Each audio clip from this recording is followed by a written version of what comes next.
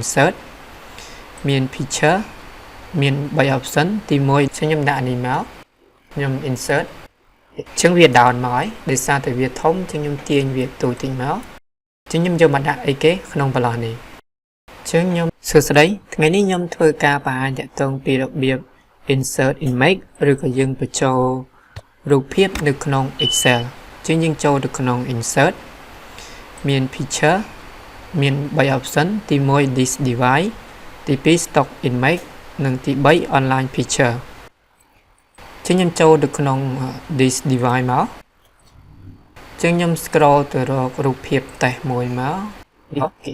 ខ្ញុំដាក់នេះមួយសម្រាប់តេស្តអូខេចឹងខ្ញុំបានរូបភាពនេះមួយ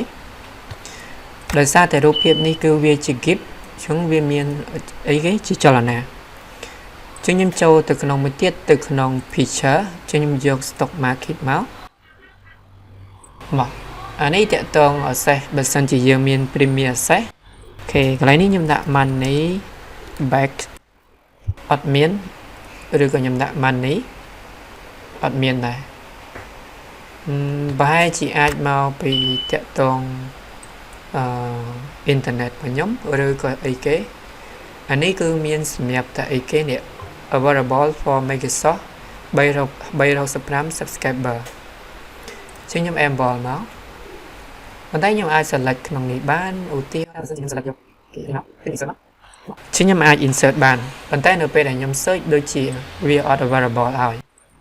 ចឹងខ្ញុំចូលមួយទៀតខ្ញុំចូលទៅក្នុង online picture ចឹងសម្រាប់នេះខ្ញុំដាក់ money back ចឹងខ្ញុំដាក់នេះមកខ្ញុំ insert ចឹងវា down មកហើយដោយសារតែវាធំចឹងខ្ញុំទាញវាទូតិចមកចឹងខ្ញុំយកមកដាក់អីគេក្នុងប្លោះនេះចឹងខ្ញុំទៅរកគេទៀតមកដាក់ money អូខេចឹងខ្ញុំដាក់មួយណាឬក៏ខ្ញុំដោះ tick នេះចេញមាននេះមានជាច្រើនចឹងខ្ញុំ select យកឲ្យមួយនេះមក insert វាអូខេចឹងវាអាចមានជាប់អីគេ license នៅក្នុងហ្នឹងវាជាប់ជា watermark នៅក្នុងហ្នឹងចឹងខ្ញុំដាក់មកខាងនេះមួយទៀតបាទសូមអរគុណសម្រាប់ការទស្សនាវីដេអូនេះ